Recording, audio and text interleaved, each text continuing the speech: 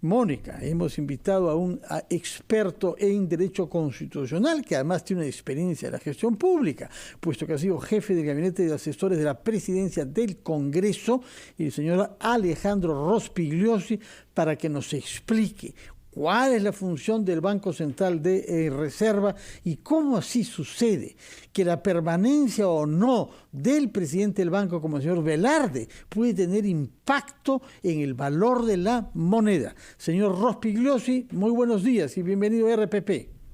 Fernando, Mónica, buenos días. Muy buenos días. Quisiéramos, por favor, que explique a nuestros televidentes y radioyentes e internautas de la manera más clara y pedagógica posible cuál es la función del Banco Central de Reserva, qué es lo que la Constitución define como las responsabilidades de esta institución autónoma. Sí, el título 3 del régimen económico de la Constitución habla de la moneda y la banca. Y así establece que el Banco Central de Reserva es el encargado de emitir los billetes y las monedas. Y la finalidad del Banco Central es preservar la estabilidad monetaria. Su función es regular la moneda, el crédito del sistema financiero, administrar las reservas internacionales de su cargo y otras funciones que le entrega la Constitución.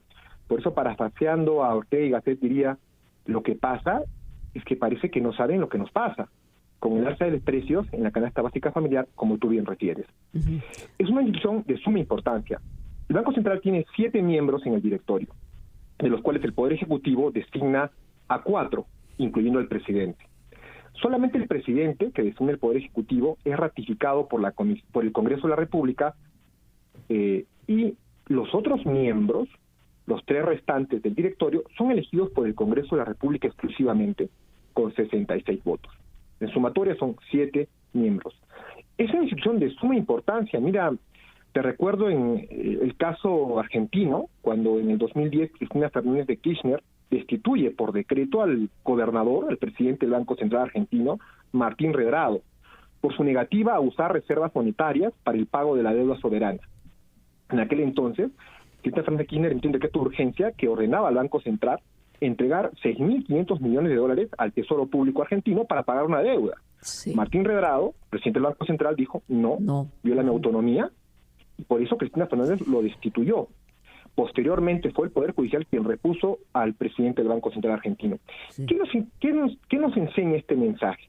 En la Constitución, como ustedes saben, es la ley más importante de un país, que evita que los gobernantes abusen de los gobernados. Y en la Constitución hay pocos organismos que están allí. ¿Y por qué? Porque están blindados para evitar que cualquier día se levante de mal humor un funcionario, un presidente de turno o un ministro de turno y pueda expulsar o votar a un miembro de un organismo constitucionalmente autónomo. Sí, señor, sí, y yo quisiera además hacer el paralelo. Ayer lo habíamos hecho, Fernando, quienes tenemos varias décadas de vida. Esto ocurrió en nuestro país cuando no estaba delimitada la independencia del Banco Central de Reserva en el primer gobierno aprista del expresidente Alan García. Es decir, el BCR no era lo suficientemente independiente ni autónomo y nos generó una situación complicada por intervención del Ejecutivo. Sí, Mónica, es correcto. Y es por eso que, mire, la SUNAT es una entidad independiente, importante, que recauda recursos de los contribuyentes para el Estado. Pero un día se levanta de mal humor el ministro de Economía y puede sacar en el diario oficial peruano al superintendente de la SUNAT. Y así a cualquier organismo público, a diferencia de un organismo que está en la Constitución, donde no lo puede sacar, salvo que sea por falta grave. Uno de ellos es el Banco Central de Reserva, la Defensoría del Pueblo, la Contraloría General de la República, la Superintendencia de Banca, Seguros y FP. Son organismos que están blindados por la Constitución. Y además, que en estos próximos meses, ya vence, en este mes de agosto, vence el periodo de los 7 miembros del Banco Central de Reserva, y por eso es que es de suma importancia nombrar a los 7 miembros, ratificar a los que consideren a bien. Se ha hablado del señor Velarde en buena hora, pero a los demás debe o ratificarse o renovarse. Pero esto no puede pasar del mes de agosto.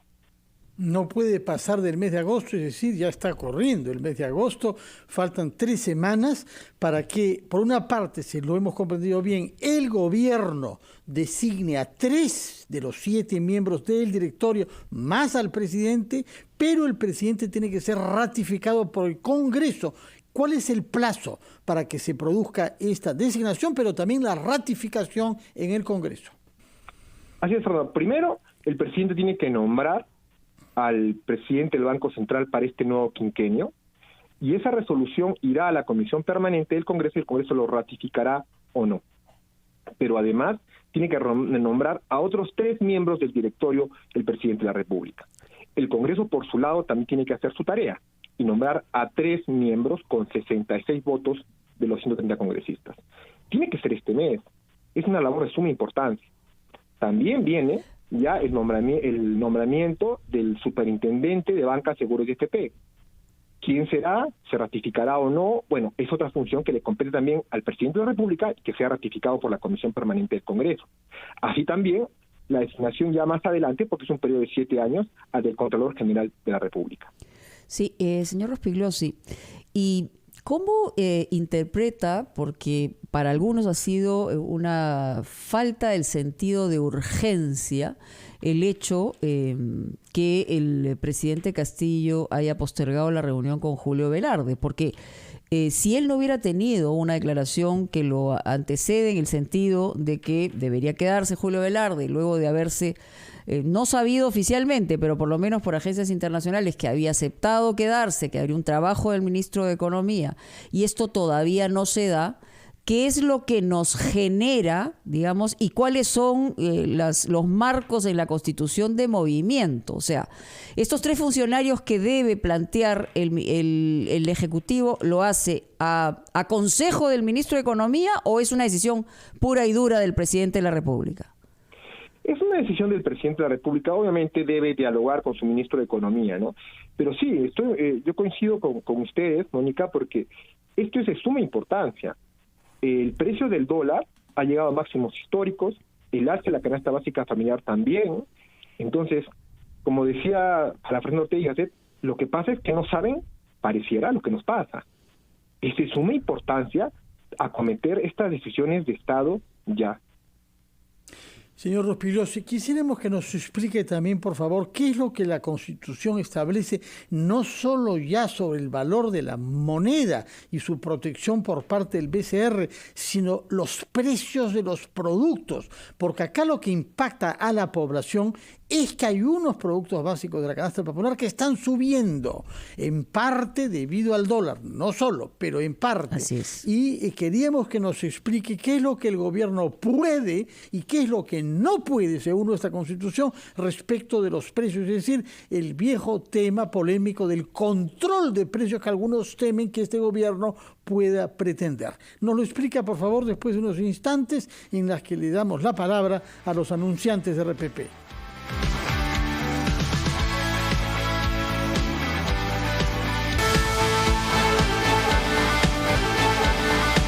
Rospigliosi, que nos ha explicado lo que la Constitución ha establecido respecto de la designación de los directivos del Banco Central, y ahora queríamos que nos explique qué es lo que la Constitución dice respecto del margen de acción que el gobierno tiene para fijar o no fijar los precios de los productos de la canasta popular.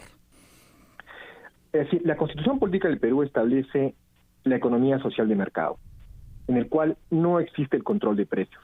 Y esto fue ratificado por el Tribunal Constitucional en el 2001, en el famoso caso Roberto Nesta Abrero, que él con 5.000 firmas de ciudadanos, él era presidente de la Sociedad Nacional de Industria de aquel entonces, presentó una demanda de inconstitucionalidad porque el Poder Ejecutivo del señor Toledo estableció un decreto de urgencia de 140/2001 que fijaba un control de precios a las tarifas de transporte de carga terrestre.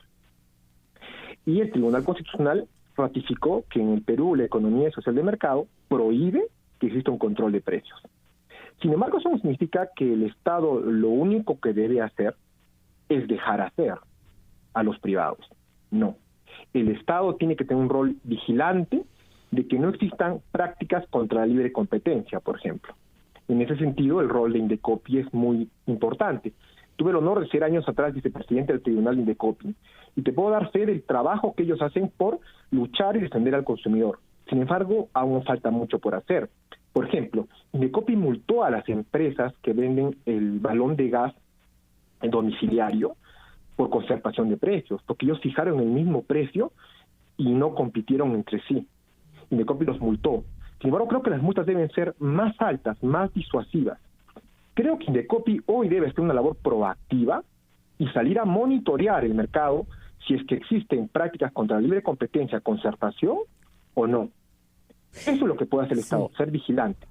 Señor Rospigliosi, en varias oportunidades hemos escuchado al ministro de Economía ser insistente en que evidentemente aquí en el Perú, por el sistema económico que tenemos, no puede haber un control de precios.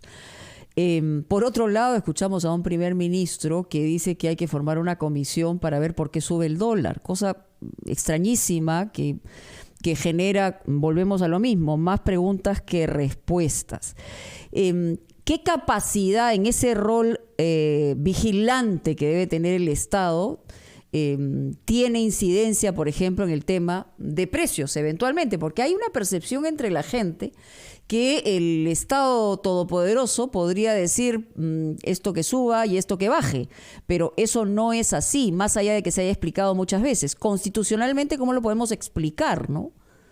No se puede fijar precios. Y el ejemplo que te puse el 2001, cuando hubo una huelga nacional, bloqueo de carreteras por los transportistas para que el Estado fije las tarifas del transporte de carga, el Estado lo hizo.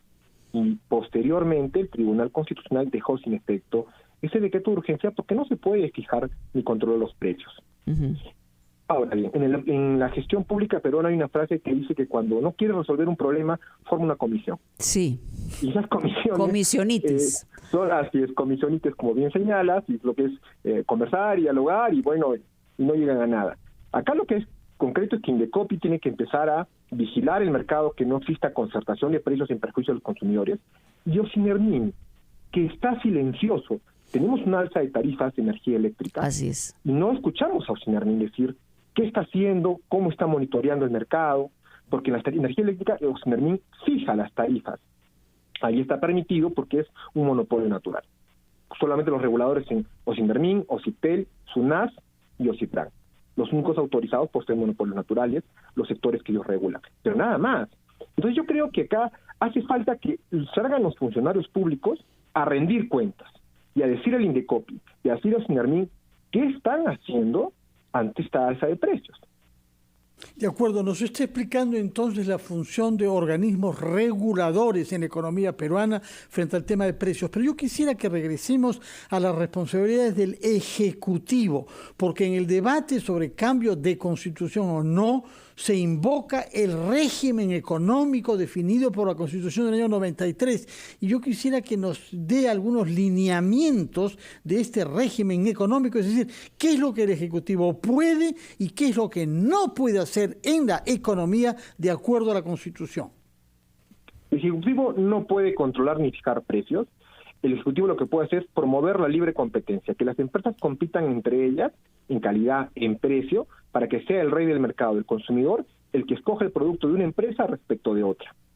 Lo que puede hacer el Ejecutivo es promover la libertad, respetar la libertad para contratar que tienen los consumidores y escoger con qué empresa contratan o cuál no.